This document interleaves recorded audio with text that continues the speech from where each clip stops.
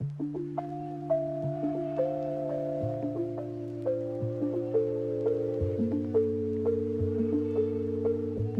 to BeAVoice. This is Britt Carpenter on Usula Media. Thanks for joining us today.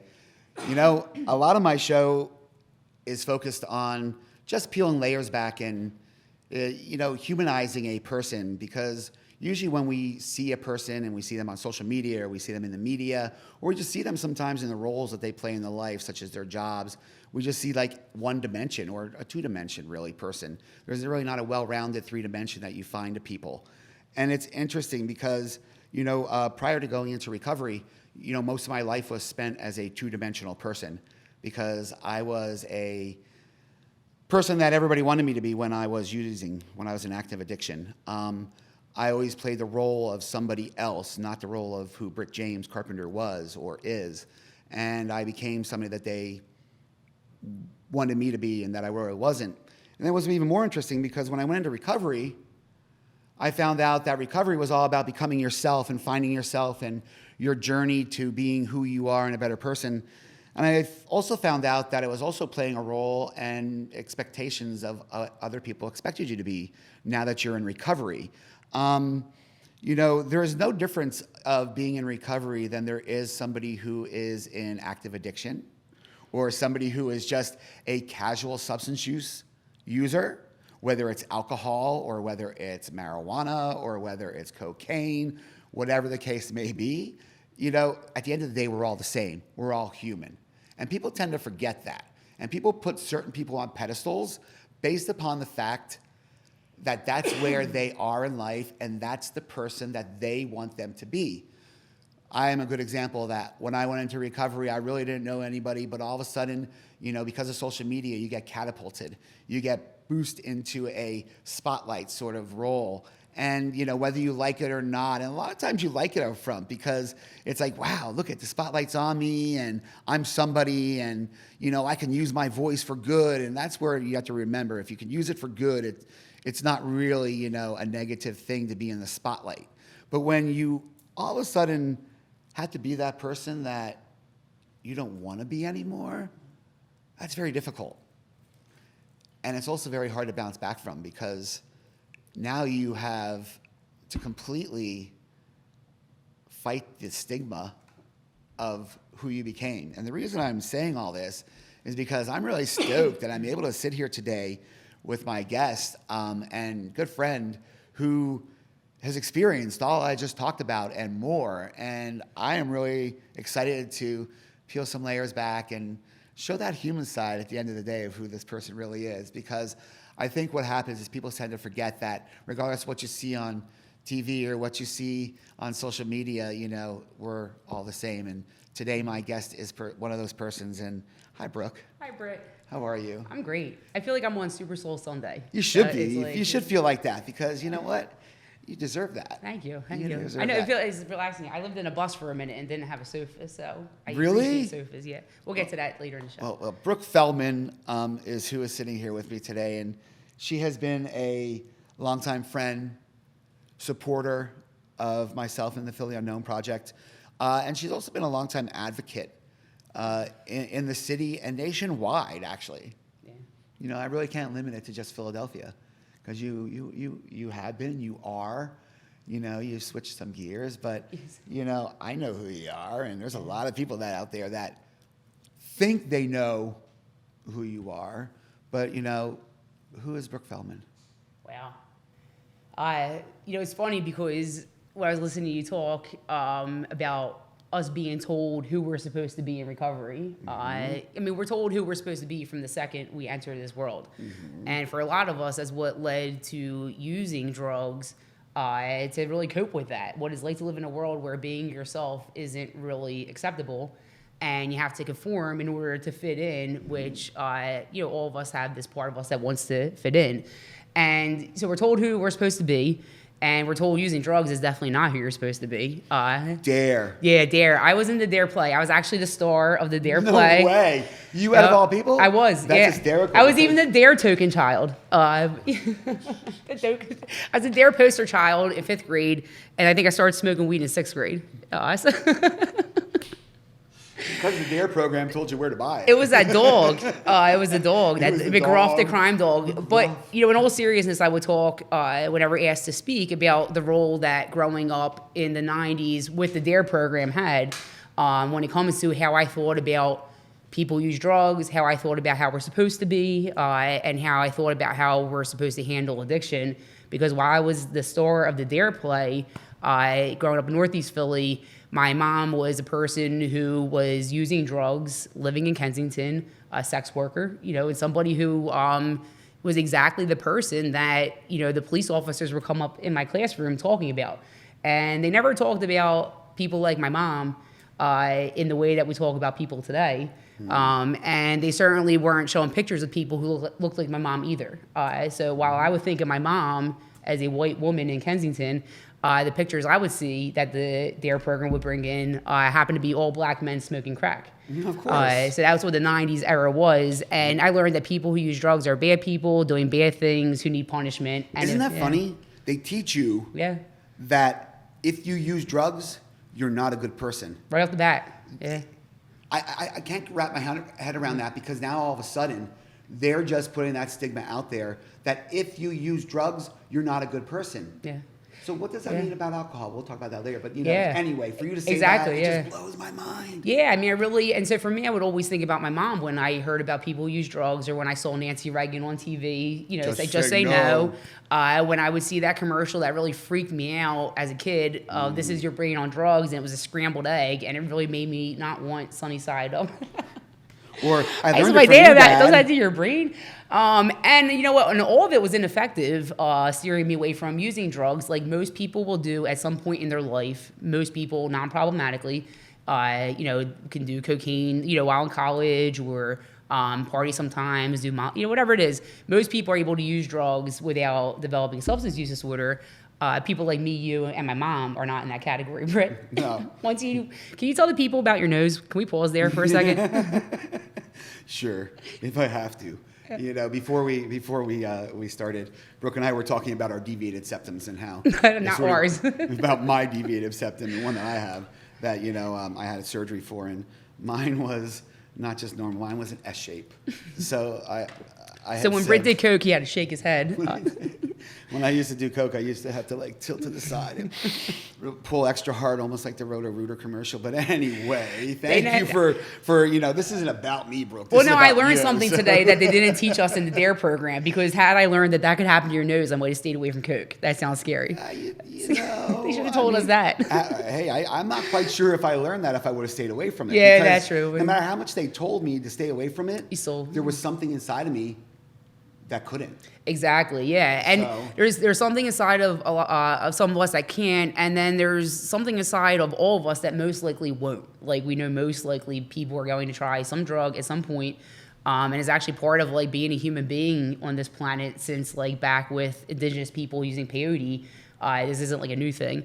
I'll spare my Professor Brooke drug policy 101 talk, but I was really told a lot of things about who we're supposed to be in this world, and definitely who we're not supposed to be when it comes to drugs in society, in life. Yeah, the DARE program literally would say winners say no, winners don't do drugs, and for me that means that the opposite is you're a loser. If you're a winner if you don't do something, you're a loser if you do it. And so all along the way of childhood, I'm equating this with my mom. This is all about, this is who my mom is as a person. She's not in my life because of her addiction. And then in my home too, just because at that, my family didn't understand addiction either. And so we don't pop out of the womb drug policy experts using the right language and, whatever the right language this week is. Or even talking about it, because it was something that can't happen in my family. Oh, exactly. So we're gonna not talk about this. Brooke is okay. Brooke is whatever, even though Brooke is not okay. We don't talk about this. Yeah, exactly. And part of my family context is my maternal family is from Brazil, and my mom was a first generation immigrant who came here in early childhood. And there's an element to that in terms of what it was like to have somebody in my mom's side of the family, struggling with addiction in the United States, in Philadelphia. Somehow convinced my grandparents to buy her a home in Kensington. I was like, damn, she was good. I was like, yeah, it's like the one place in the United States that, like, you know, maybe you don't know that in Brazil, but don't buy somebody using drugs a home in Kensington.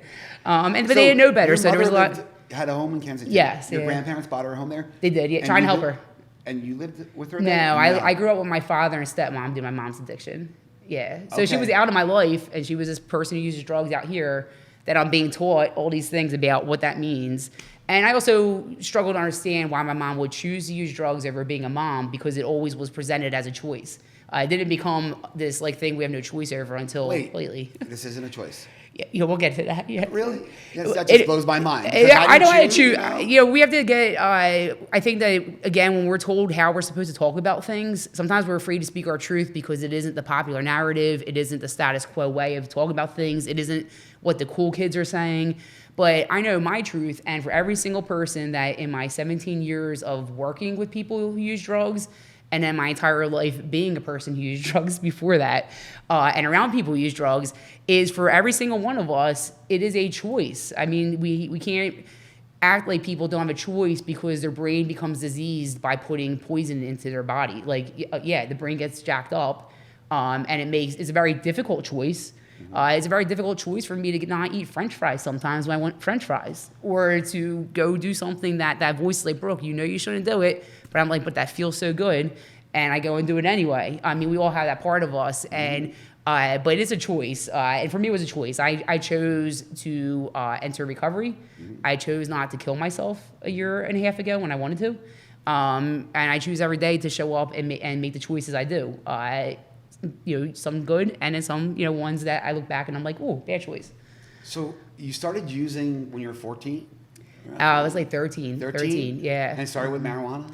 Marijuana. It was like kind of traditional alcohol, marijuana, pills. Typical Northeast. Northeast Philly drug user, yeah. Yeah, and oh my God, my whole entire life growing up, the idea that Northeast Philadelphia is like different, and that is like those people, and those people always meant Kensington. Growing up, you know, I'm 42. Even though I look much younger than Britt. Shush, go. And my whole life, it was like those people, right? And it wasn't Northeast Philadelphia, but I grew up in Northeast Philadelphia. And, you know, my youth started before I learned my mom died, but it was when I learned my mom died from an overdose, and the context in which I learned that was like the big trauma in my life. And I was 13 at that time. Okay. And it wasn't long after that I wound up in my first institution, which was Horsham Clinic, that became a home away from home. So, did you have a relationship with your mother at all? Nah, ever? I didn't see my mom since the age of 4, and then she died when I was 12. So you don't really know your mother to know her. Nah. You just know that was your mother. You know that what her life was. Yeah. And at the age of 13, you experienced your first overdose, a loss. Yeah. Loss of an overdose. Yeah. And wasn't prepared for it because, you know, in the 90s, the big drug was crack. You know, we have a trajectory in this country or history where we sort of binge on stimulants, and then we binge on downers, and then we binge on stimulants. And so the 90s was Sounds crack. like my typical night when I was using. Or that's Britt's Friday night back in the day. But Thursday, Sunday. Yeah, and so like, you know, never did McGruff the crime dog come into my classroom and talk about overdose death. That was like truly not, I mean, it was not part of the conversation. And you were a bad person if that happened. Yeah, but it didn't, and it always, you know, I think an important thing is it didn't happen often. You know, in 1993, I forget the number, but it may have been 200 or 300 overdose deaths, if that, in Philadelphia. It was so different. Yeah, I wish I knew. So different. I mean, it's like a different world. Well, and you know, let's compare and it's funny because people are like, oh well, you know, this is, you know, this epidemic. Well, we're comparing apples to oranges here. You know, the crack epidemic is so different than what's going on out there now. Yeah. Even when it was opiates, when it was heroin. Yeah. Brooke, can we call it an opioid epidemic anymore? Can we even say heroin? We never should have called it an opioid epidemic. It gave, I mean, yes, I mean, opioids have been a downfall in this country, but that's what people are focused on now. And so that's something that I've been really outspoken about and have been, blackballed for doing so in different spaces, but it's just my truth. And it's the truth of a lot of people. Very few people only use opioids. Most people are what are called polysubstance users, like you and me at the bar. And as you said that, I smiled in my head. I was like, we'll take this pill to go up. We're going to take this one to go down. It's and like it's benzo and that opiate. Listen, if you told me it may cause drowsiness, I was like, I'll take 10. Really? Like it really. We're trying to get more, yeah. And so the idea of alcohol intensify that? Exactly, and which was a big part of the overdose crisis. And so we got this narrative, which I will spare folks, but you can Google Brooke Feldman opioids to read my perspective on it. And there's a lot of information about that. The narrative that formed across the country when it came to the overdose crisis was really a false narrative. That it's like it all started with a prescription. Like Lil Johnny, he was a star athlete. Like Bucks County boy, right? Bucks County boy Johnny, and never used drugs. Never would use drugs. He's not one of those people from down there, the bad people doing bad things. And he, got hurt playing soccer, was prescribed Percocets, took them just as prescribed, and it's all the doctor's fault and the pharmaceutical's fault that Johnny's now shooting dope in Kensington. And it's a simplistic narrative that whitewashes it's everybody's addiction. narrative, though. They put that out there. That was my narrative. Yeah. We were told to use that narrative. We got hurt doing, in our, the truth of the matter is, before I got injured and I was taking massive amounts of pain pills, I was using drugs. And I remember being asked to skip that part of my story. Right. Because we're going to talk about how tokenized Brooke Feldman's face and voice has been out here. But I have been literally asked to remove parts of the truth of my experience with using drugs, with addiction, with working, in the field, whatever it is. Because it's an inconvenient truth for a narrative that fits whoever's agenda, not my agenda, not your agenda. And so I've been asked when speaking on panels or doing keynote speaking to just focus on the part of my story where I got hurt playing softball at Northeast High School. We won the championship. And then like 3 years later, already I was already like the, polysubstance use user that I was. I decided to get the elective surgery that I was supposed to get in high school as my source of getting, prescription, like pharmaceutical opioids. Like it was not like Brooke got hurt and took Percocets, after the surgery and then got hooked. If I use that narrative, it's a convenient one because it removes a lot of the shame and the stigma that came from the 90s DARE program conditioning we got. Because if it's not my fault, if I'm not a bad person who chose to use drugs and do that, do bad things, I just was out here living my life and I got duped. It was an oopsie. I'm a victim here. I am a victim of the drug dealer. Which, have you met someone who's ever been a victim of does a drug dealer hold a gun to your neck and say you need to use drugs? In fact, drug dealers usually intervene on people like Britt and I, and they say you need to stop. Yeah, didn't I see you this morning? And hey, I can't really, take another $100 from you today. Which is when the person you buy drugs from, this is a good tip for the people. When the person you buy your drugs from is telling you they're concerned about your use, then you might have a substance use disorder. Or when your drug dealer stops responding to your texts and calls, knowing that you've had enough. And, I get that. Or when your drug dealer is like, Brooke, why don't you just buy a quarter? Because, when you buy an eighth, you're coming back in 2 hours for the other eighth, and it's more expensive. When your drug dealer is trying to save you money. And I'm like, because I'm really not going to buy the other quarter. Because I'm a person in addiction, and that's what we work. We think we're going to have that much. We want more. I swear by it. You said something when your mother had a fatal overdose. At the age of 13, you said? 30. Your age. I was 13, yeah. 13. Oh, no, I was 12. I found out 12, 13. and then a year later, you entered your first detention? I experienced my first 302 style entry into abortion clinic. At the age of 13. Yeah, the reality for me was that there was already a lot of trauma leading up to learning my mother's death, and that when I learned my mom died, and in the blindsiding way that I learned, and the context that I learned, it leveled me. And I, as like most people with trauma or grief, my first reaction was anger because I couldn't believe that my mom had been dead for a year and nobody thought that it'd be nice to let me know. And because of that reaction and my family's inability to have the skills to manage that, which took a lot of therapy to get to saying, I wound up 302 like divorcium. And for people who don't know, 302 is when you are involuntarily committed. And that takes a petition, and it takes a It's a little difficult to do that, isn't it? Well, you know what? No, it wasn't at the time. Back then, no. The 90s system in Philadelphia has well documented abuses from residential treatment facilities to psychiatric hospitals to the juvenile detention center in Philly, which has since been shuttered. Where you were? Yeah. And how long were you in juvenile detention? I believe it was 5 months. I was considered a flight risk. I had stolen a car from a residential treatment facility trying to escape abuse from there, and wound up on a 5-minute escapade. But nobody knew about escaping the abuse. You were just trying to steal the car. Well, interestingly, and I would love for Jill Bowen, the current commissioner of the city's Department of Behavioral Health, to hear this story because it's an important one given what's happened in the past year and a half here in Philly for speaking the truth and my truth. When I was 15, I was at a residential treatment facility called Westmead, and it was in Warrington, PA, because even more so back in the 90s, kids in Philly's poor people system were sent wherever. You could be sent to Abraxas in Texas. I mean, people were sent out of state. Really? And that's a huge issue because while kids, yeah, they were placed wherever. And for the most part, we didn't have a lot of programs in Philly. So everywhere I was in was outside the city. Horsham Clinic is not in Philadelphia. Devereaux Residential Treatment Facility, which is well-documented abuse. I was in Newtown Square. That was not in Philadelphia. Northwestern, that was in Fort Washington. I mean, the Philadelphia poor people system in the 90s, most of the places I was in was outside the city. And what's an important point is that I was privileged enough, it's a privilege to have a family that is engaged. My father would come and bring me what I needed. He showed up, which protects you from a lot of abuse in these places.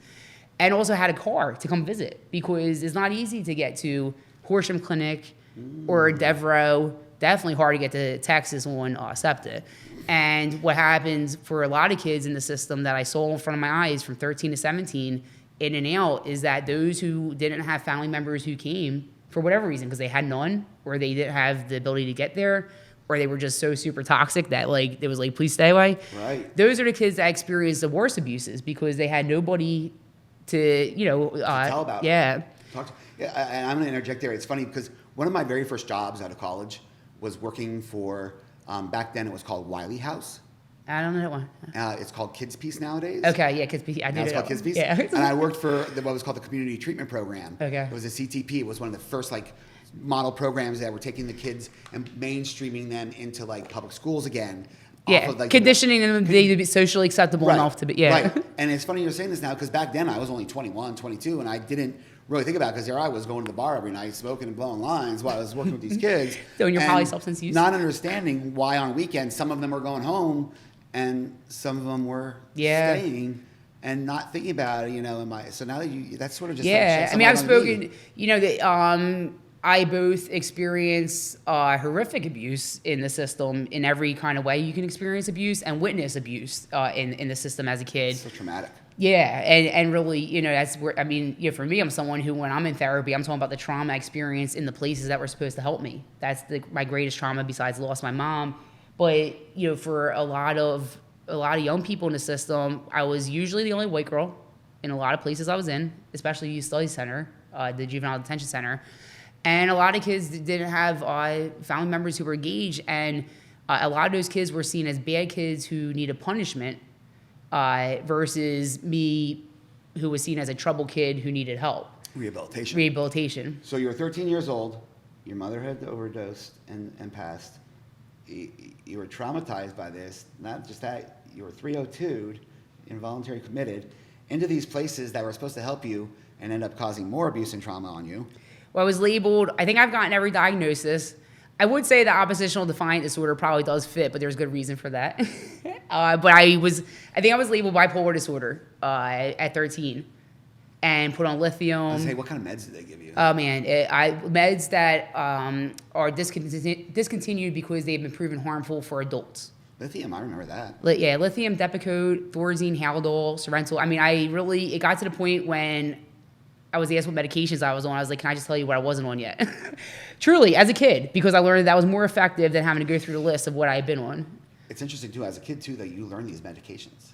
Oh, well, we traded them. We know how that makes us feel. Oh, yeah. We used to act out to get the Thorazine shot in the ass just to check out for a minute. I mean, because it just, it is a different. Is that what they did to you? Really? Yeah. So what you saw on TV, where like you start acting out, and they come over and they inject you in the ass to like. Oh yeah, I mean it's trauma. When I learned about what really goes on in Philadelphia's behavioral health system about a year and a half ago, and it triggered my childhood trauma in the system. Some of the first memories were of restraints and being cornered, and like literally, grown men staff slapping the restraints, like what's coming. And usually for me, it was because I wouldn't take my meds. So my drug loving self, I wanted the drugs I liked. I didn't want their drugs. Their drugs made my hair fall out. They made my nipples lactate at the age of 14. They made my jaw freeze up, so I had to be on another medication called Cogetin to deal with the side effect of the Haldol. And I was like, can we just get me off the Haldol? And as a young person in Philadelphia's behavioral health system, you had no rights to refuse medication. And if you didn't take your medication, you wound up in the seclusion room. And if you really put up a fight, you wound up in restraints in the seclusion room for as long as they wanted to leave you there. For me, because my mouth has always gotten me in trouble, and I am a Taurus, maybe that's what it is. And I just the meds made me feel like shit. I didn't feel like with myself. They certainly weren't helping me deal with the trauma of my mom's death. They made me feel like, get me the fuck out of this. I'm sorry. Don't. That's okay. Okay. No, don't. Please. There's no reason to apologize. I was committed to not cursing. You're cool. Yes. You're good. I did so good, Britt. How far did we get into it? I was a little disappointed I know. that it took us this long, for you to let that F-bomb drop. But in summary, the system was about drugging and compliance and labeling you whatever disorder you're labeled in order to get billing. Yeah, probably. Isn't it a little weird that the system that people think are supposed to help you and rehabilitate you is the one that abuses you more and causes more damage? I would say that the system that we need to worry about more in America than the prison industrial complex is the behavioral health industrial complex. Because at least with the prison industrial complex, you look at a prison or a jail and you know exactly what it's hitting for. Like that. Okay. When it comes to the behavioral health systems, which are an extension of the prison industrial complex, we know the history of them. And the history of psychiatric institutions like Byberry here in Philadelphia that was shuttered, and people were just like, "Good luck to you," out on the street. Open the doors. Open the doors. And then we shit on them because they're out here struggling. It's like, well, what did you expect someone to do when they've been institutionalized? You just threw them outside with like a case manager with 60 other people or whatever. I mean, the system really. What's insidious is that we're talking about the places that poor people in America, because that's who uses public behavioral health systems, is where poor, mostly black and brown people, in Philadelphia is 80% black and brown Philadelphians who use this system, is where they go for help. And it's all they have available. And really, it's like a lipstick on a pig version of walking into a jail. When you think about the rules, the culture, things like you're not allowed to go outside to vape if you want to. Like this idea of like you are allowed on pass, you're allowed to make a phone call. That's like jail. And I've sat in rooms where really smart people with 8,000 letters after their name want to pontificate over why people don't want to go into treatment and why every single year SAMHSA, there's like this federal agency that tracks this stuff, reports that only 1 out of 10 people who could use treatment for their substance use disorder ever go. And it's like, why does this happen? Well, who would voluntarily walk into a jail and give up their freedom and their autonomy, be treated like shit, be told what they're allowed to do or not allowed to do when they're an adult, and especially if they have a trauma history, it's just like it's not attractive to go into treatment. We wait until we absolutely have to, last resort. That's it. Yeah. Our bottoms. Yeah. So how long were you in and out of the juvenile system? Age 13 to 17. Okay, so you're in and out of 13 to 17. So for 4 years you experienced that, which is a lot of abuse, a lot of trauma itself. It's a lot of therapy to be working through somewhere down the line. Yeah. Currently, on Thursdays. On Thursdays. 1 day a week. Good for you. I'm down to 1 day a week. It was 2 days a week. Well, and after that, then you got out and you just actively were using. Well, no. So what I learned, I learned the hard way, which I tend to do, is by the time I was in the youth study center, which was truly like a hell. It just, the things that happened there were just. There's a reason why the Youth Study Center has been sued countless times and it was shuttered. It was a hell of a place, and any young person who went through there, I could tell you, has trauma. Just from the moment they walked in, they were told to strip down like they're an adult in front of adults and stand naked in the shower just like you're an adult going to jail. and then get back in the holding cell with everybody else. I mean, the Youth Study Center was adult jail for kids through and through. And I say this as a person who's visited adult jails across the country as a visitor, thank God. When you said visitor, I'm like, did you really mean visitor? Yeah, and so, what getting beatings at the Youth Study Center taught me, and what I learned, finally from age 13 to 17 now at this point, was that if I don't just shut up and do what I'm told and stop putting up a fight, then I'm never going to get out of here. I was realizing that I was my own worst enemy. I was basically keeping I had to just play the game in order to get out, say whatever they wanted me to say. Yes, I'll take these medications that you don't care. I'm telling you. This is like a real life Girl Interrupted. It's really, yeah. But then it becomes like Aaron Brockovich and then Jerry Springer. It's like it really. Your life does. Yeah. We used to smoke tea leaves and Bible paper. Yeah. Oh my gosh. But so I learned to shut up and be compliant. And it ties in, Britt, because when we talk about how we're told who we should be, how we should act, what we're allowed to say, what we're not allowed to say, I learned at age 17, it was beaten into me. It was literally taught to me with restraints for hours till I urinated myself. It was taught to me by, you'll be in the seclusion room, Brooke, for your whole time here if you don't shut up and do what you're told. So by 17, I was like, okay, I get it. Gotta shut up and do what I'm told. And so I learned at 17 to play the game. And I played the game, honestly, until about a year and a half ago.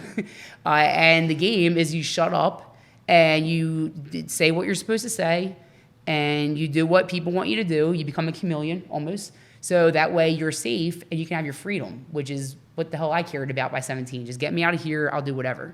So at 17, you were clean. Yep. Well, I was on probation, which helped a lot. It helps a lot of people. Yeah. I was 17, you get piss tests, you want to go back 17, in. my PO would pick me up after school and I have to give a urine. Yes.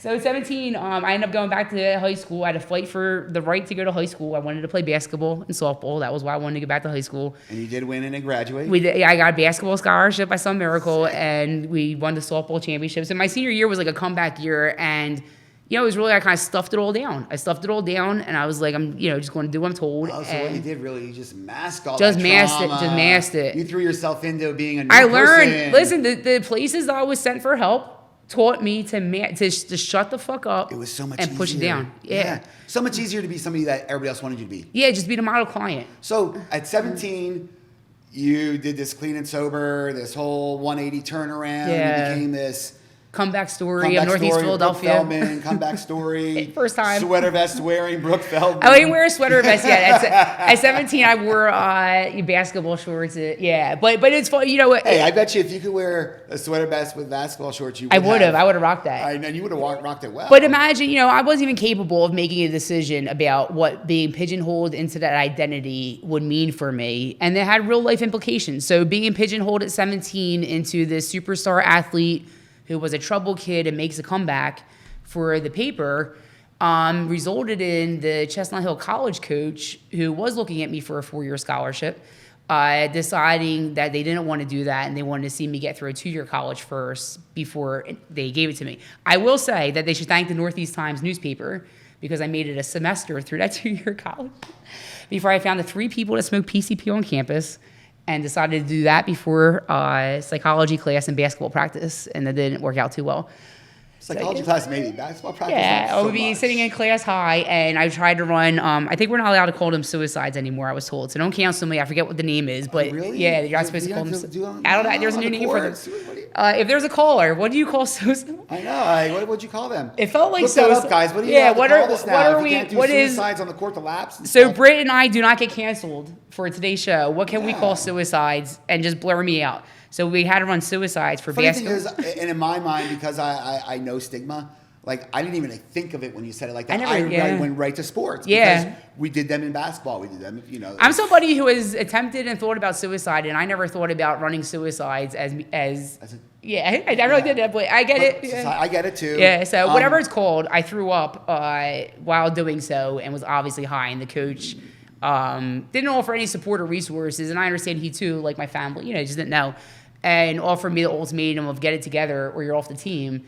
And since I had a basketball scholarship, and I also, since I wasn't able to get it together, I didn't even formally withdraw. I just stopped going to college, and that was really where I started using again full force from age 18 to 24. What happened at 24? You stopped. 24. So unlike the basketball practice drill suicide, the real thing came at me. I really. Good segue. Yeah, it was good, right? That was smooth. Yeah. Maybe I should be doing the show. You might. You would probably. You already do. You are like your reality show. My reality TV show. Oh man, the dumpster fire trash. So at 24, the short version of that is it was just a really dark time. I knew I was capable of doing so much more, and the good people in my life, would remind me of that. Would remind me, what are you doing? You're so smart, you're talented, you're right, whatever the things were. And when I realized how far removed from my purpose I was living my life, and I could not get out of that. At that point, I did have a dependence on opioids. So at this point, I'm taking as many Percocets as I can afford to get that day, having paid off what I fronted the day before. Remember that, man? I hated it. I'll gladly pay you for hamburgers. On Friday for one yeah, today. I ran out of. And It I'll was pay so much you to on keep up Friday with. for 3 today. I'm I got robbed more than anybody. I was Here's I got my cell robbed. phone until Friday. I was the brokest. Call me. When I sold drugs, I always owed myself money, and I just wasn't good at. I wasn't good at addiction, and I wasn't good at selling it. That really was. I really was terrible. So I owed myself money, and then the person I was selling for came after me because I couldn't give myself the money I owed myself to.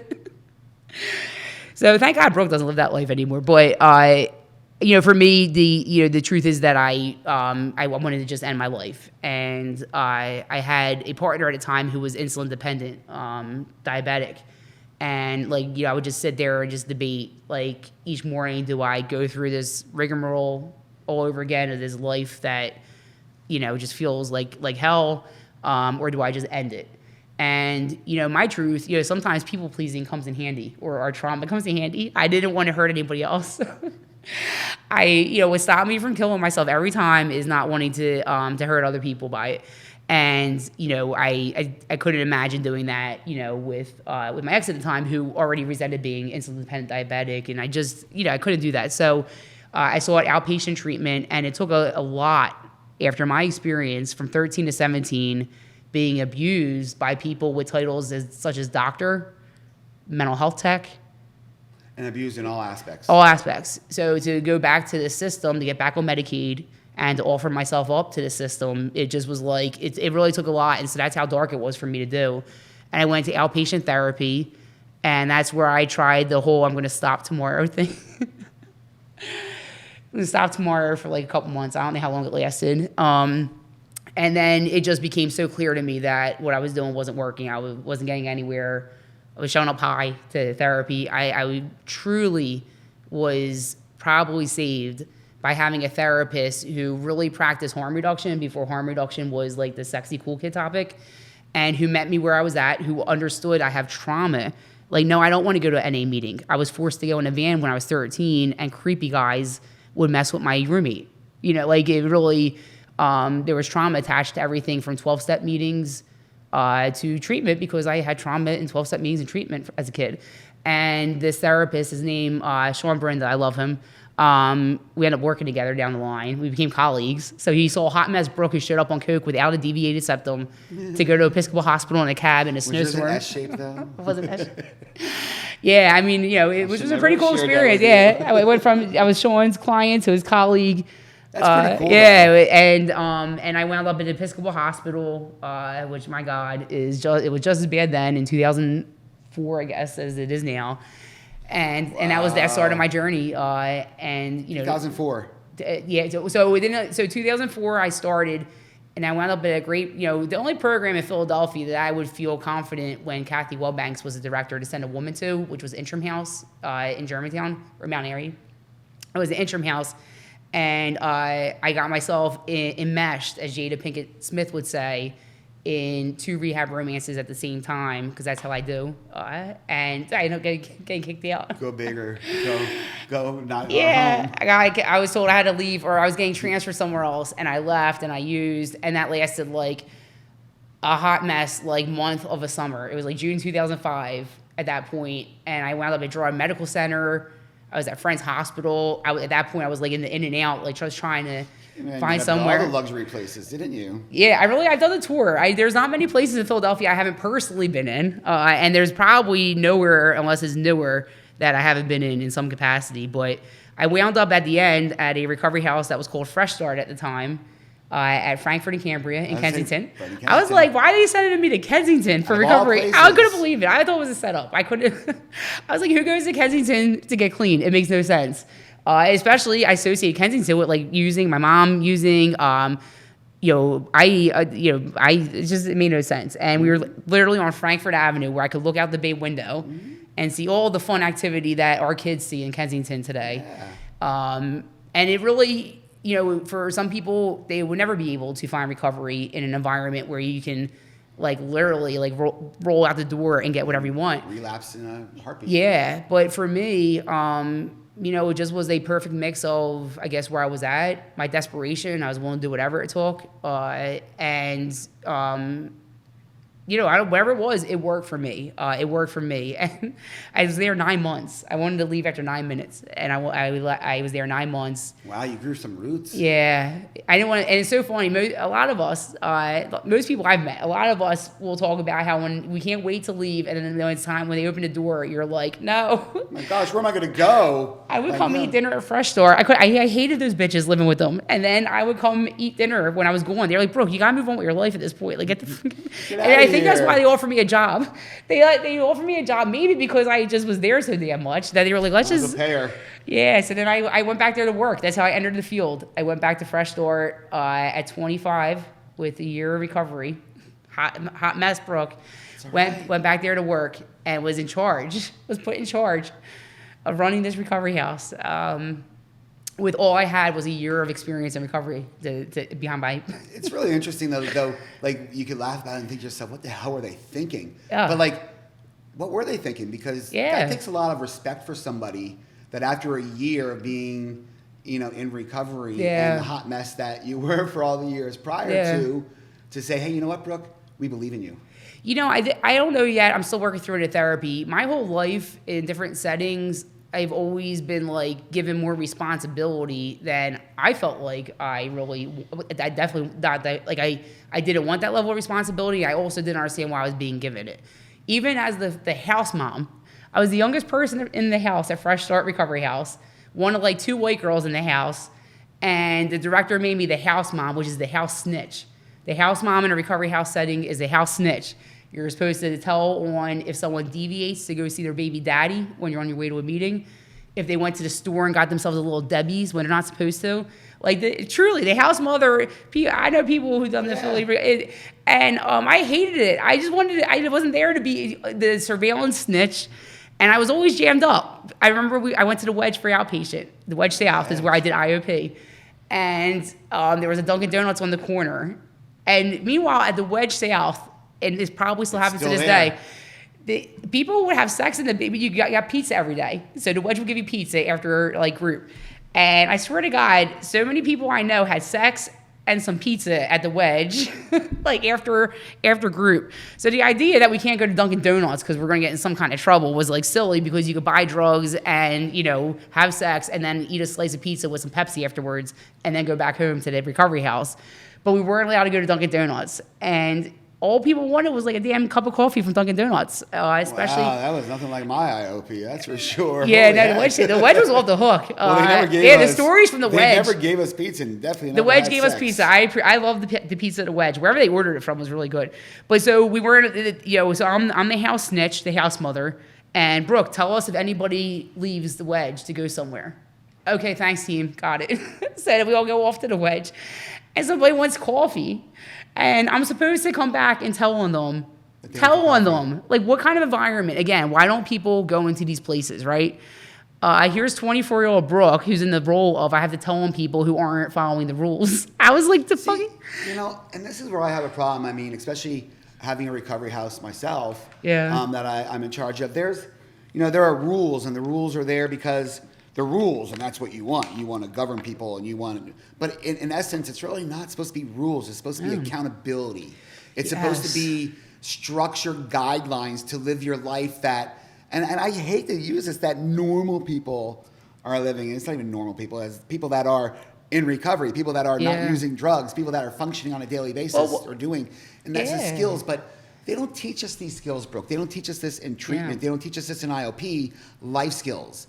You know, they don't teach us that. So it becomes that thing Yeah. of like, Just don't do drugs. just don't do drugs. It's go the to your same meetings, experience. follow your program. Yeah, it's like what I had. You know, the same experience I had as a kid in the same system is what adults experience, which is you're told what you should or shouldn't do, and you know how to do it. And if you don't do it this way, you know, then there's something wrong with you. And it's kind of like you know, it's give up control and do what you're told. Compliance. And that, you know, when people only do, this is like what I learned by being on probation at age 17 and having to pee in a cup at high school for my PO.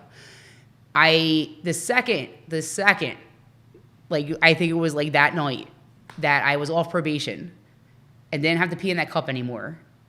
I just graduated high school. I celebrated by smoking weed. And I had believed up until that point that I was, you know, I had overcome, you know, I'm not yeah, like I haven't used drugs in however long. Sorry, I used that word addict. Yeah, Sorry. it's okay. Cancel Britt again.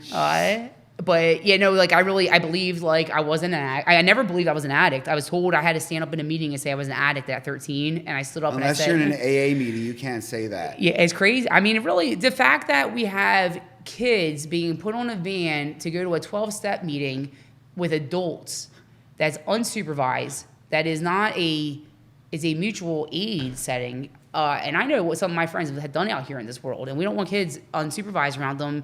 Not that they're bad people, but just like, it's like, come on, like if you put kids in a room with adults, like sometimes I feel like where do we lose common sense in this world? But When we come out of the yeah, so if people are only doing what they're told, like Brooke was only not smoking weed because she had to pee in the cup for her PO, and it was no sports if Brooke, you know, doesn't do what she's supposed to. And then the second that I wasn't held accountable in that way, I went to using again. You know, the same is true for adults. If the only thing that's keeping them from making the choices that they didn't want to be making to lead to the places they didn't want to be is that they can't or they'll be punished, then the second the door opens and there isn't that, you know, sort of like slave master, whatever we have going on in this help system, then a lot of people struggle, and we wind up with people in and out. And you hear people who've been in treatment 15, 20, 25 times. Or me, I was in Horsham Clinic 13 times alone from age 13 to 17, and like 4 different residential treatment facilities, 2 different jails. I mean, like we wind up with people in and out because we're only teaching people to be compliant while they're there. And don't come back. Don't let us see you here again. And good luck to you. And we do the same thing in jail. That's why I would say that public behavioral health systems are jails with lipstick. Let's just send them out there with their orange bag full of stuff that they have stuff. Yeah. You know, so from the age of 25 to 40, you catapulted your life in a 180 from the hell-raising, troubled Brooke Feldman that you were labeled, in other words, to this Brooke Feldman that was placed on a pedestal, and all of a sudden, and I'm going to say, you became not the poster child, the billboard child for overcoming substance use disorder and more so mental health. Yeah, you know, I was saying, you know, yesterday to you that it sounds funny and it may not make sense, but I truly do feel like the Justin Bieber of like Philadelphia recovery or something. Like, Well, tell everybody what you likened it to. Yeah, but because you know, like there's a song called Monster. I do karaoke too, and there's She did it all the way across the country. I karaoke for everybody on Facebook. I sang to our sold out mayor Jim Kenny some karaoke songs. That's too. my buddy. Jim Kenny. I love Jim. He's amazing. You want to talk to him? You know where to find him. Yeah. Ray Street Cafe. Anyway, go ahead. So the song Monster, you know, talks about Justin Bieber, and it's not just Justin Bieber, but like he just has really told a lot about Real it. quick, And, I was joking. He's not my buddy. yeah, I know. No, I don't know if Mayor Kenny has a buddy in this city, honestly, besides the people that he sold out to. The bartender at Ray Street Cafe, but go ahead. Yeah, and in Delaware. He has to go to Delaware again, like he did during COVID. Oh. We should have a show just talking about who Jim Kenny is in Philadelphia. We can do that. And I do I'll that get a lot, triggered but- though. Yeah, we'll have to do it. I'll trigger. I didn't smoke enough weed to talk about Jim Kenny today. So where was I, Britt? Where was I? Oh, Justin Bieber. So, Justin Bieber talks about like what it's like to be, it's like the plight of the child actor, right? We know it, and we've seen a lot of them die from overdose deaths, to be honest, and wonder why. Crocodile tears. Yeah, it's like, people get put on a pedestal. I never asked to be put on a pedestal, never wanted to be put on a pedestal. In fact, I'm someone who has been scolded for shying away from attention and making myself small. Like, I'm not that person. And it's not why I've done what I do. I do what I do because I lost my mom to overdose death. It changed the trajectory of my life. I lost my mom to addiction before I even lost her to overdose death. That changed the trajectory of my life. And I was able to find my way out. And all I want to do is just help others. You know what I mean? Truly, like, I just wanted to kind of like use my experience to be able to serve, not even help others. And I just everywhere I don't know what it is exactly why I was always made the poster child. It was when working at the city's Department of Behavioral Health. Literally the poster child. When I say literally, if you don't know, Google Brooke Feldman. Regardless, and there are posters of her. There are bus stops posters of her. There were buses of her. There were billboards videos on 95. There were videos, and these were all related to the fact that she became a voice for something she believed in and that she was passionate about. But then she also became, and I'm going to call it, a puppet for the system. A puppet, yeah, a token. The system that broke us and that has really disappointed a majority of people in recovery. Yeah. You became a token for. Yeah, I did. And there were even people who tried to protect me from it too. So, and I'm grateful for them because when I worked for the city's department, a lot of people didn't know I was in recovery at first, unless they didn't know me closely. And when I left the Department of Behavioral Health, you were a little scary, just so you know, when you were there. You were a little intimidating. Was I really? Absolutely. It was a sweater vest. It was a damn sweater vest. I'm going to be honest with you. I'm like, there's that woman with the sweater vest and sleeves on. I'm like, I know her from social media, but hi, Brooke Feldman. Sweater vest, Brooke. God, she died. Like she had a bitch on heels. I don't wear heels, Britt. I know. I thought about that. Wheelies. Bitch on wheelies. I wear it. Me and Britt have matching shorts, so I don't know if the people can see that at home. We didn't even plan that. As like good. But yeah, so I, was basically told, people would ask me to share my story. I mean, that's really where it started. The city of Philadelphia invested a lot of money and time in what I call co-option, but teaching people in recovery how to share their story to inspire hope. I actually wrote an article for Huffington Post called 3 Reasons Why I'm Out of the Closet About My Recovery or whatever, that like got widely circulated.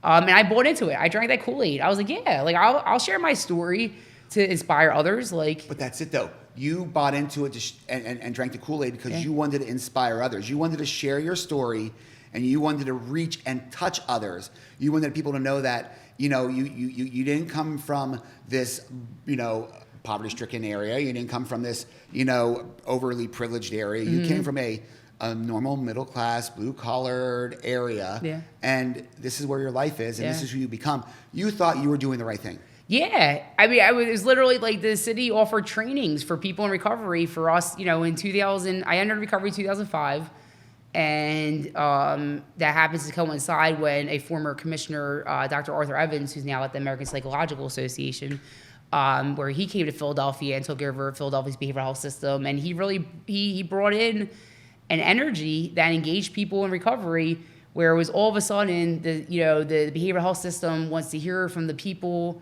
wants the voice of lived experience, wants peer support, believes that we have we're so valuable, we should be leading the system. I mean, these are things I was told. I was like, well, yeah, you're damn right we should be leading the system, because everything I saw is that the people who lead the system does a lot of harm. And I had job descriptions sent my way for a recovery specialist position, which was new in 2008. It was a new credential. It didn't even exist. I was one of the first, part of the first CRSs trained in the state in 2009. Wow. Yeah, and so, but the Council of Southeast Pennsylvania and ProAct, with money from the city of Philadelphia, reinvestment dollars from CBH, all year we're told we don't have any beds, and at the end of the year, CBH spends a ridiculous amount of money on having to spend down their money so they get the same amount next year, and they call them reinvestment dollars. And I'm like, how about we reinvest them all year long when my friends are trying to get in treatment and they get sent away because there's nothing available? So reinvestment dollars in Philadelphia is a very interesting thing. I've seen the up close and personal from many different angles.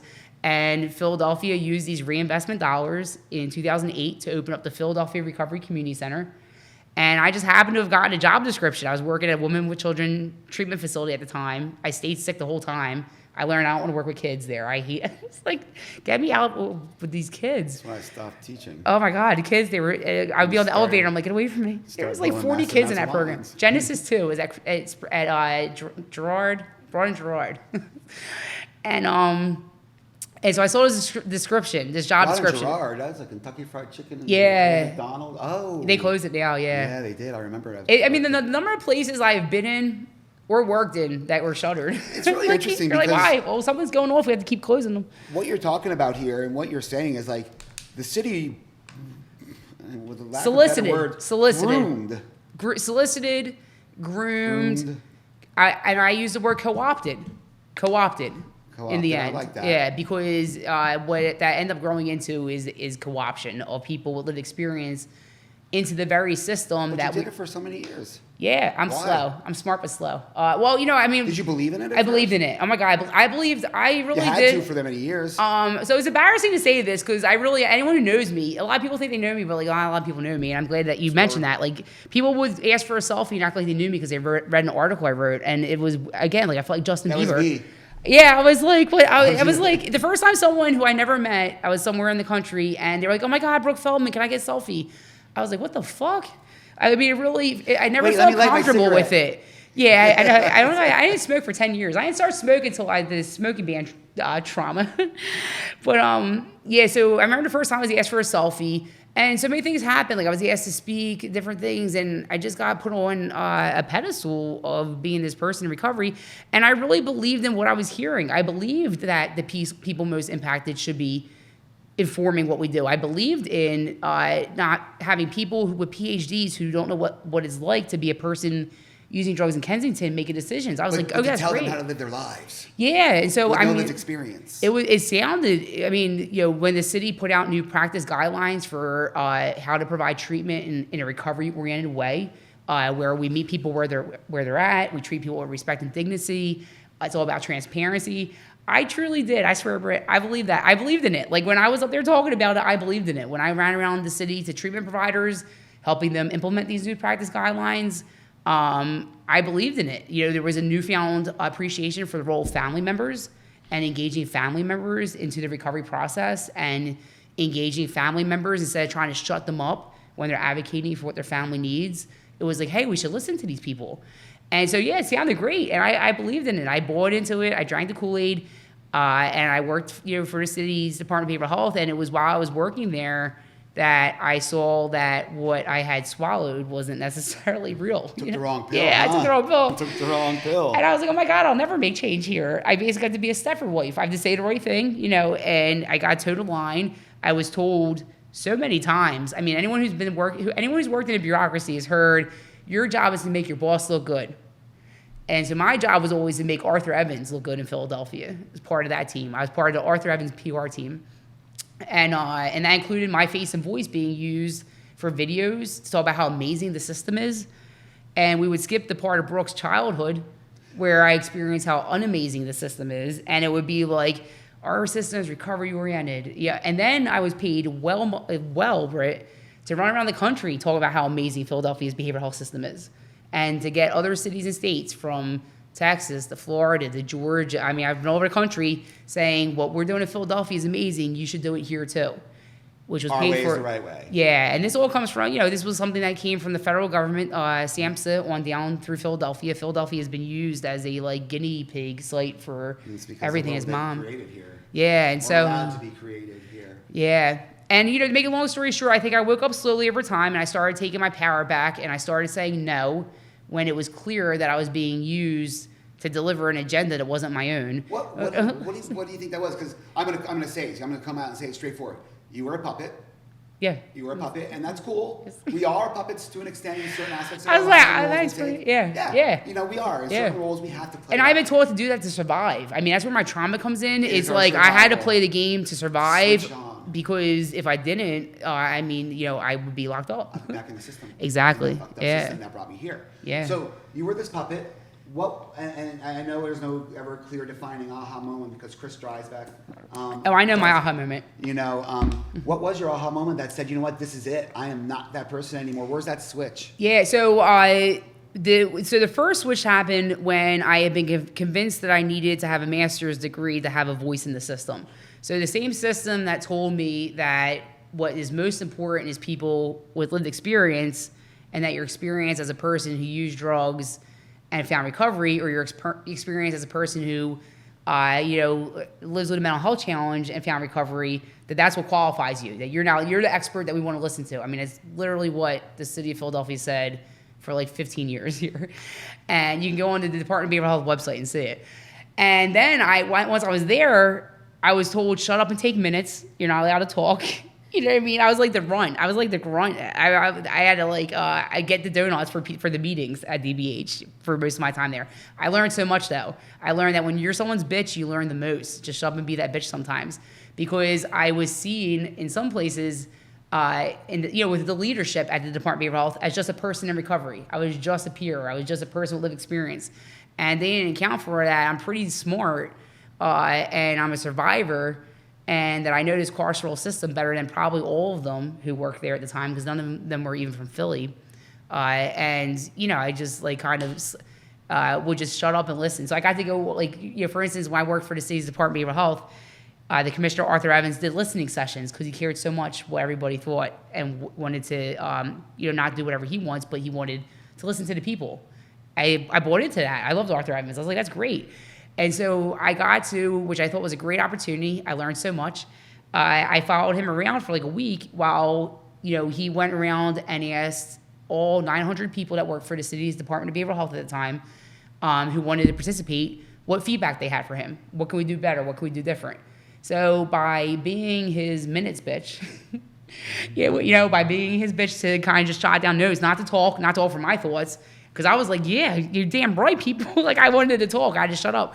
And I basically got a pulse for what the entire city's Department of Behavioral Health felt was going well and what wasn't by being there by Arthur Evans' side as he was asking for that information. So I really learned a ton there.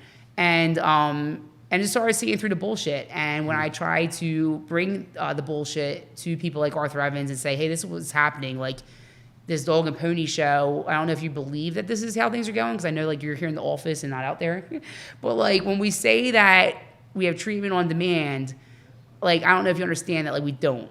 And I've tried the nice way. Anyone who knows Brooke Feldman, and I thank God that my reputation and my walk through this city speaks for itself, anyone who knows me knows I was always seen as professional, collaborative. I was asked to mediate dumpster fire messes in the city because I was so professional and collaborative. So I know you caused some dumpster fire messes in the city. Yeah, they're not bad, and that's not a negative. Yeah, and I just got tired of the bullshit, and I left the Department of Behavioral Health, and so that was kind of the first step when I left, and I told everybody. I said, I'm leaving so I could bang on the walls of the system because this isn't ever going to change from in here. And then as soon as I started banging on the walls of the system, all they did was try to shut me up. I was like, wait, guys, hey, team. This is almost like putting you back in detention all over again. Yeah, I was like, wait, you just gave me an award last week. You just had me on restraints. Yeah, and it was I couldn't understand. I truly couldn't understand why these people who told me they loved me and who gave me awards and who wanted me to speak, who paid me to speak at the CBH anniversary, who had me on national TV, all these things. All of a sudden, when I'm trying to help, they try to shut me up. Did this trigger some trauma, you think? Oh, for sure. Yeah, I mean, there was things like attempts to get my home address in 2018. So here we are then, you're 15 years into it. You became this pedestal person, the spokesperson for substance use and mental health for the Department of Behavioral Health here, an individual to elect whatever, the DBHIDS, with a small I, because they don't want it, whatever. Sorry. That's such a pain in the ass when you're typing. I know, but I make sure I clarify that. But anyway, you've never had you've been this person, and all of a sudden that switch flipped, and you went from this, proper spokesperson of crisis intervention to being the person creating what people might look at as a crisis, and you went on this totally different journey. Yeah, you imploded. Yeah, it exploded. Thank God, I almost imploded. Okay. I exploded. All right, I'm sorry. So you I exploded. think I've heard that the word that's used for me is unhinged. Actually, I'm like, okay, I like that. I like unhinged because I'm going to use that word. That could be your book title, Brooke Unhinged. Brooke Unhinged. Yeah. Not even that's it. Just Brooke Unhinged. That might work. So what happened? So there was kind of And a seeing picture the of you hanging bullshit from a hinge. on the cliff with the karaoke. Go Like, ahead, fuck go you, ahead. Mayor Kenny. There's RCD bus up there. Anyway, So I left DBH because I saw the bullshit there, and I wanted to be effective. I knew I could never make change there. I was silenced. I was expected to be a puppet, and I was like, I'm not a puppet. So I left. I went back to the Council of Southeast Pennsylvania for a second time after leaving them the first time. And at that point, it was when Pennsylvania hadn't yet accepted Medicaid expansion, but the overdose death crisis was starting to ramp up. I guess this is 2016. My dates are messed up. Been through a lot. But when I left DBH to push on a system from the outside, I went back to the Council of Southeast Pennsylvania, and we were trying to address that at 8th and Girard at the time. There was something called the Behavioral Assessment Center. Have you been through there, Britt? And the Behavioral Assessment Center was a hot... Episcopal. So the behavioral assessment center at Girard Medical Center, it truly was like everybody from the security guard to the person doing your assessment was miserable.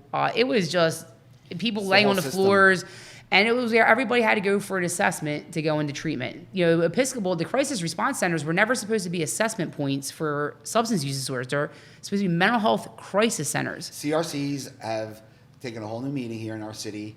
They become these places and they make you jump through hoops if you want help. Oh, I mean, people get sent out. People go there thinking just go to Episcopal, and then their Episcopal tells them we can't help you, and they walk out, and it's like, And my first experience was I went to Presby back in the day, and the guy I sat in the room on the 5th floor, and at the end it was like almost 5 o'clock, and the guy came over. He went, "Oh, you're still here? I forgot about you. Oh, better luck tomorrow." And I wish people would think about that because we all know what it's like to have an appointment at like 2 o'clock and you get there and it's 2:45, it's 3 o'clock and you haven't been seen yet. And some of us will be a Karen, right? Some of us will be like, my appointment was 2 o'clock. How dare you? I'm taking my bit.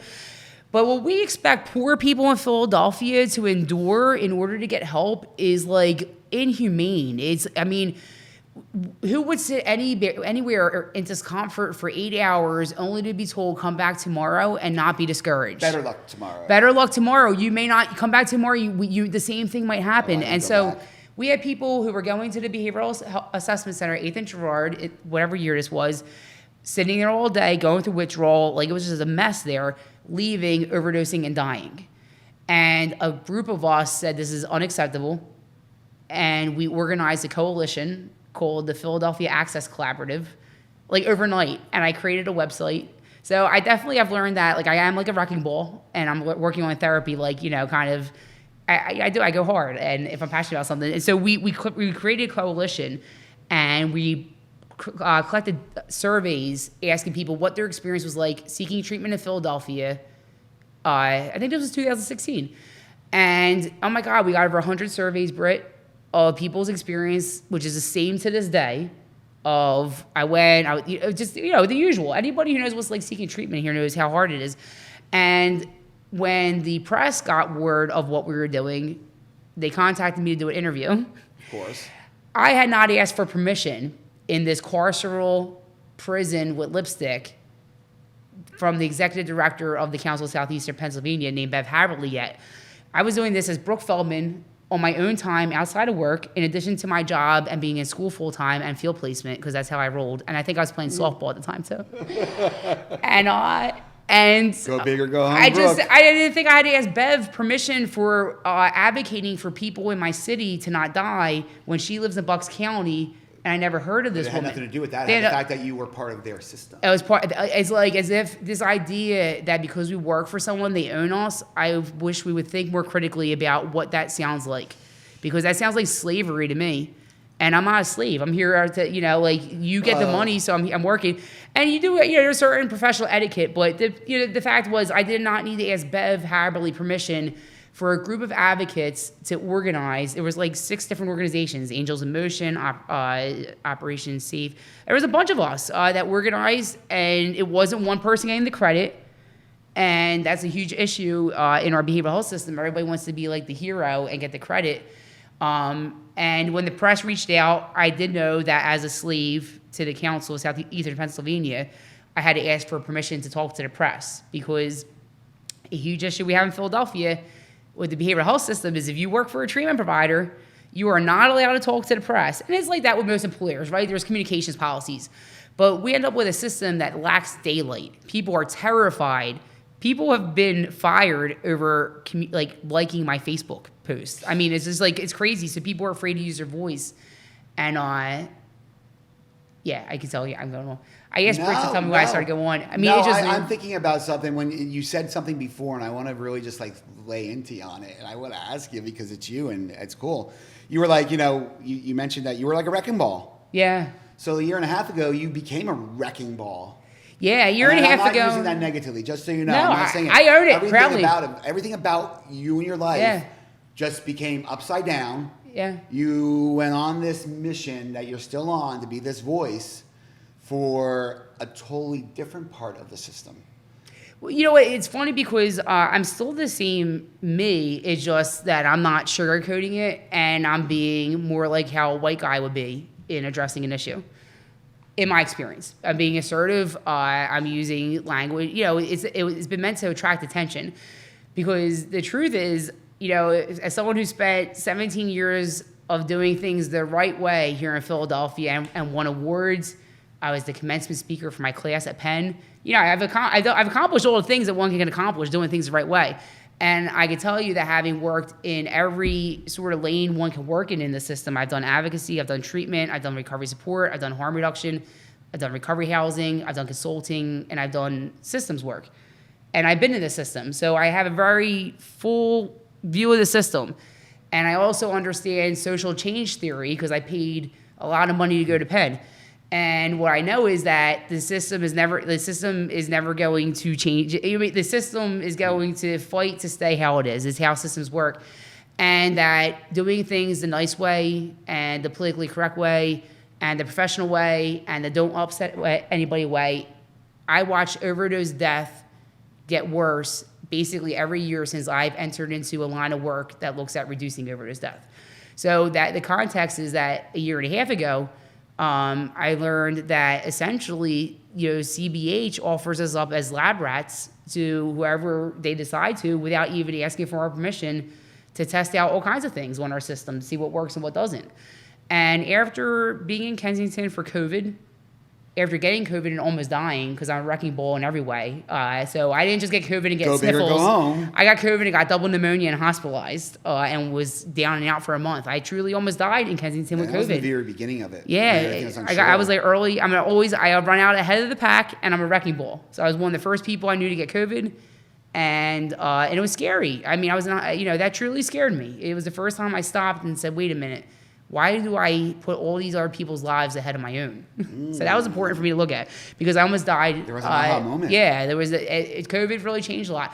And Kensington during COVID, I swear that those chapters in my book, I need to write a book just to even talk about that because you had the National Guard, you had pharmacies being looted, so people couldn't get their medications because they were closed. And that's like piece that together because that wasn't even because of COVID. That was the whole George Floyd. The civil unrest, yeah. That started in June because COVID was March. There was so much pent up everything, and then all of a sudden June just was unleashed with civil unrest. Kensington was hit. That's why I came back from COVID with too. Oh my gosh. The first day back from COVID, I just got back to work from having COVID. And my job was to work with other really badass harm reductionists in Philadelphia. We were putting together, it was Ben from Prevention Point. Yep, Ben Cochillo. Yeah, he's awesome. So Ben, he took the lead and we realized we got to figure out where people can get their Suboxone because we got a crisis here. We got all these people who need their Suboxone and basically I have friends who were the ones robbing the pharmacies. I was like, what the It was a mess. And so Ben took the lead and we had an underground sort of spreadsheet or something going on of where we could send people to get Suboxone. It was crisis mode. So why Brooke became unhinged, why Brooke said, you know what, F it, in part is because we entered crisis mode. We went from having the encampments in Kensington, which were a disaster, to COVID, to PUA money. You had people with a substance use disorder, no bank account because they don't have any home, with $8,000 to spend in Kensington.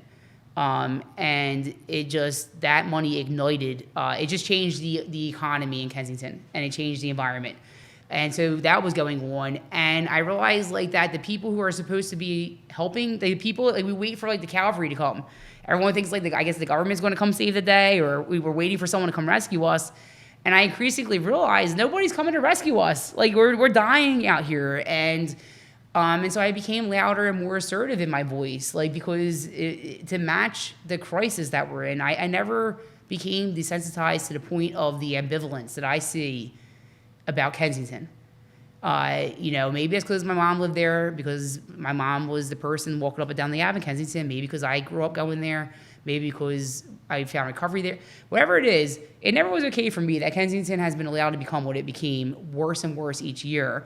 And I built relationships with people who live in Kensington who were on the opposite side of certain issues. And I really understood where they were coming from. I was like, I agree with you guys. I'm with you. And so that was really transformative, too, when people who were seen as the enemy, I stopped and listened to. And I realized, like, wait, like, we're both getting fucked here. It's not each other that's a problem. It's these fools from the Mayor Jim Kenney administration that tell you, Mr. Civic Association leader in Kensington, one thing, and tell, Brooke something else. And then we start squabbling, and we wonder why. And it was like really divide and conquer stuff. Well, let's just form another committee, and we'll talk about that at that committee. Yeah, meeting, right? once a month. I'm like, oh, sorry, because we lose 3 people each day. And so the final straw, though, Britt, where I really had enough is, another part is I have watched Philadelphia be offered up to the highest bidder as the place to test out any old thing that will bring in money, that will bring somebody tenure at a university, or a town of colleges and universities, that will get somebody a ticket to Washington, D.C., which is or they'll listen to a talk show doctor that will cause unrest in a city and never step back in to the city to see the shit show he caused. Yeah, Oz. So anyway. God, I mean, listen, there's a lot of people who I know and love who are no better than Dr. Oz coming to Kensington. Absolutely, but I'm just saying. And he's a good example of it, though. Yeah, like flies in. Has Dr. Has Oz he been here since then? I know. Has he been here since Fetterman won? Yes or no? And people come in, and I've watched people come in and exploit my community. This is my community. These are my friends that I grew up in institutions with, who are out here sometimes These are because the people of we're fighting the fight with. Yeah. We're walking the walk with. We live with. They're people. They're no different than the people who live in Graduate Hospital or live in South Philly or Rittenhouse. This is where we are. These are the cards that were dealt. This is what people are living with. And most of the people don't want to live like this. No. And when I learned that, like, we had 3 years of unnecessary suffering and people dying, preventable overdose death, for the city to have signed us up without talking to us first, us being the people that the city said was so important to be leading the system and so important to be listened to because they know best. I mean, this was the message, right? Somehow we got signed up to be part of this like big smoking ban study that was to benefit the whole country. And that was honestly that was the final straw for Brooke M. Feldman. When I was told to shut up and eat that sorry, be glad that the policy ended, Brooke, because we did get the smoking ban overturned by Kensington Uniting and by drug users doing their own research, is the truth of that story. Me outside the federal building talking about it. Yeah, I mean, like, we got that overturned. In fact, I love that Kensington whooped Mike Bloomberg, the 7th richest man in the world's ass, with his bad idea. But when I was told to just, like, kind of shut up and move on about that, just shut up and be a puppet, Brooke, just shut up and move on, I was told I'll never be able to prove the research. And I was like, I know the truth. I know the truth.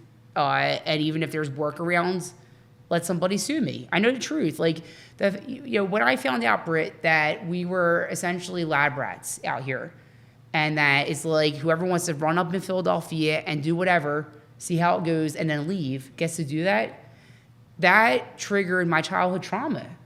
Because then I wondered about what medications I was forced to take that were because of research, because Penn was everywhere. I remember Penn from the Youth Study Center. That was one of the first childhood trauma fun memories that learning that we're all lab rats a year and a half ago triggered in me.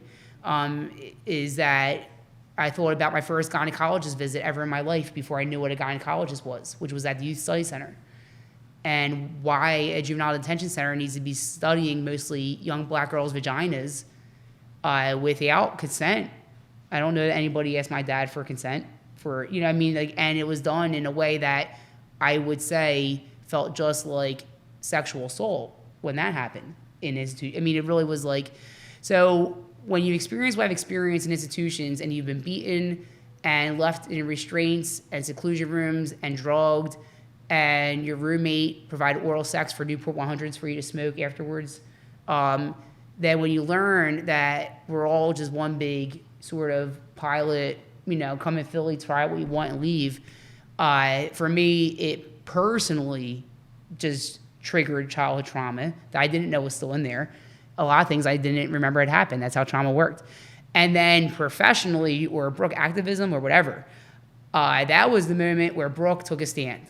That just honestly was it. I was like, that this was, you guys drugged me through the mud, lied, denied, gaslit, ignored us in city council hearings, ignored us protesting, ignored press reports of it being unsafe in treatment facilities. We had smoke alarms going off.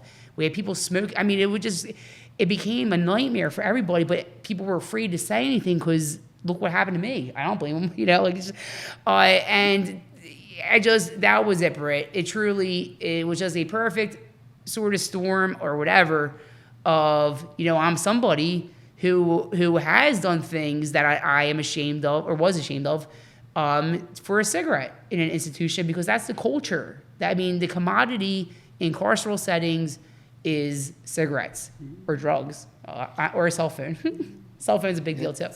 I would have got high off it. So it's that trade system. And you know, and the other part of that, and it's really a long story. And I know that for a lot of people, they're like, "What happened to Brooke?" But like the truth is, I learned how things really work. I woke up. I saw that we were sold out to be lab rats for a policy that was a bad idea, that we said was a bad idea, and were ignored about for 3 years till they rolled it back in like the most shady, sleazy way I've ever seen. And it was all for research, for experimental stuff. And we are in a catastrophe. I call Kensington a humanitarian crisis, Britt. Like, I know you're there. There's a lot of people who have a lot to say about Kensington and who make decisions for Kensington who truly haven't been there like you and I have been there. Because to come in on a Sunday and drop off socks with your church and then take a selfie and keep it moving is not to have any clue what Kensington is like.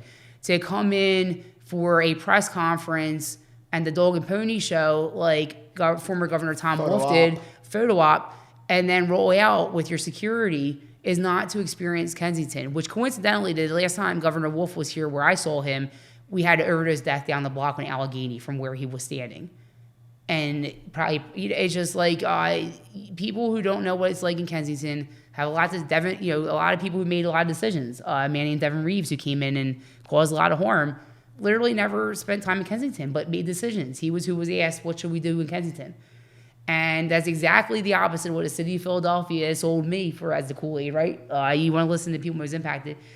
I don't know, Britt, it was just the final straw for me. And, you know, for me, why I have taken the approach I have is because, you know, in activism, we talk about there needing to be a disruption.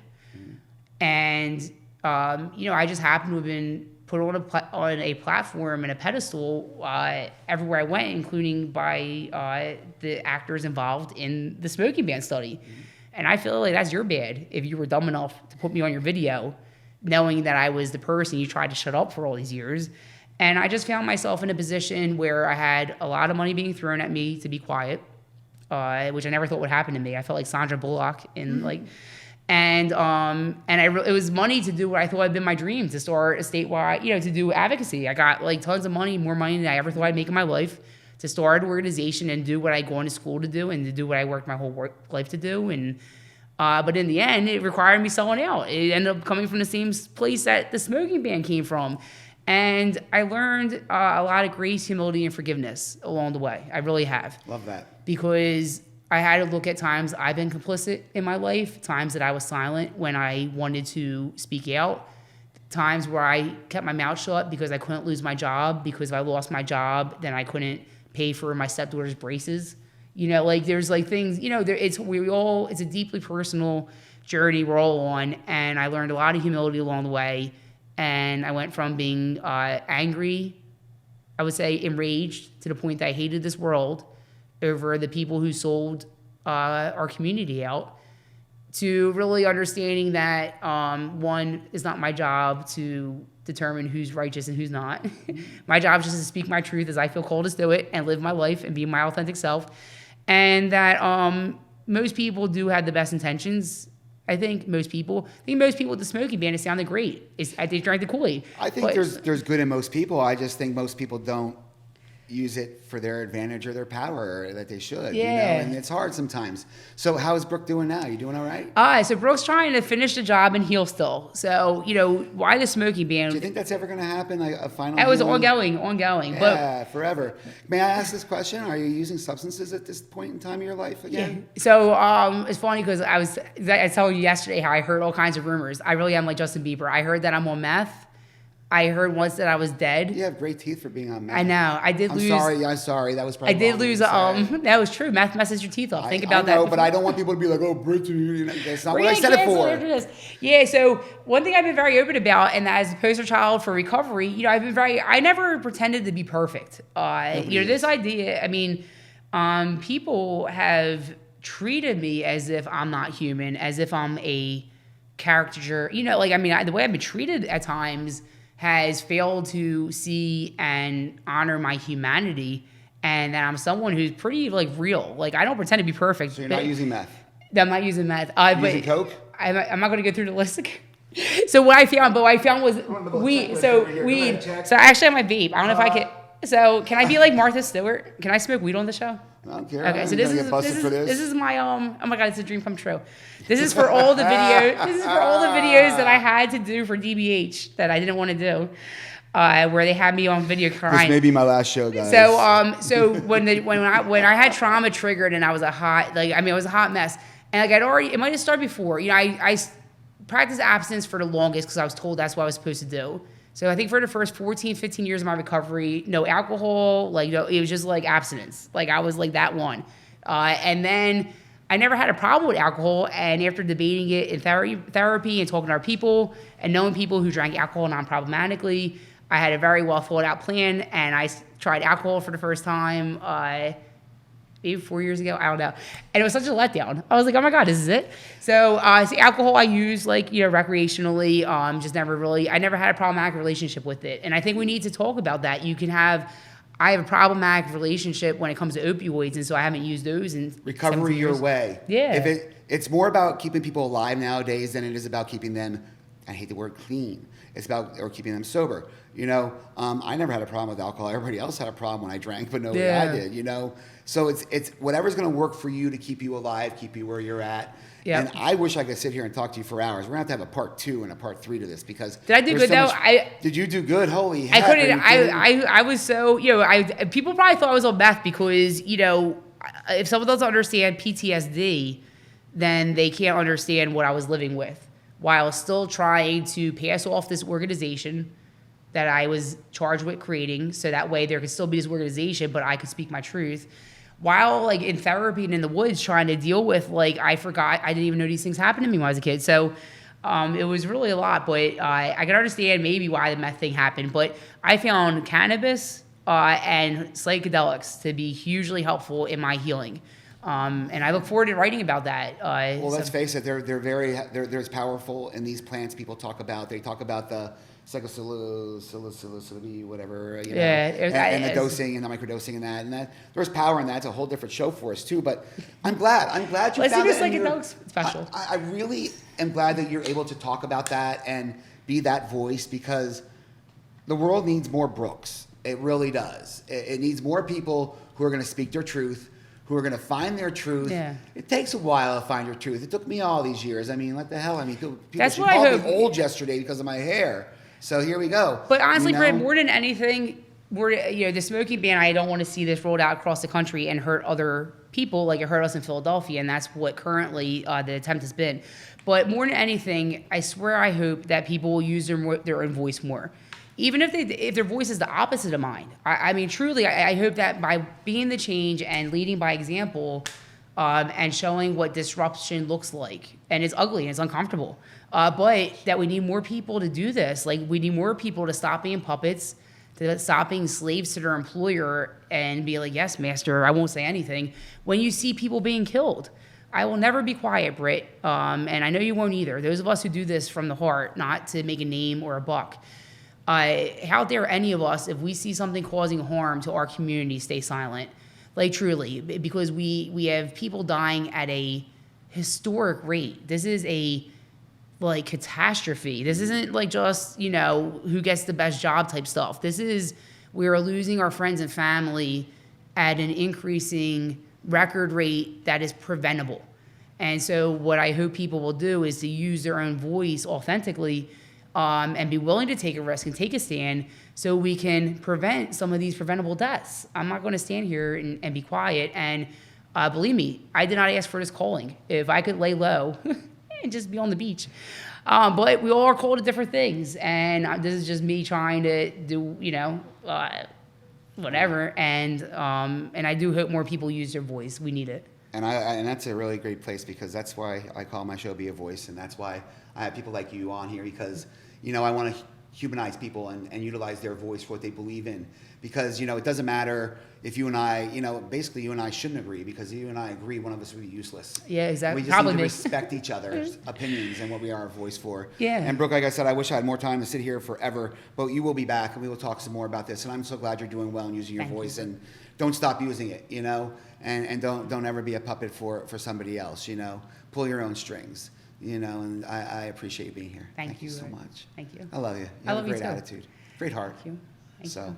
And everybody, this is a great place for us to end, because as Brooke said, whatever it is you stand for, be a voice. This is Britt Carpenter on Usula Media. I want to thank the guys back there. I want to thank Phil. I want to thank Danny. And I want to thank Dylan for always trying to keep me on track. It doesn't happen, but they do it. So, and Brooke, thank you for being here. And everybody, thanks for tuning in. Remember, have a great day.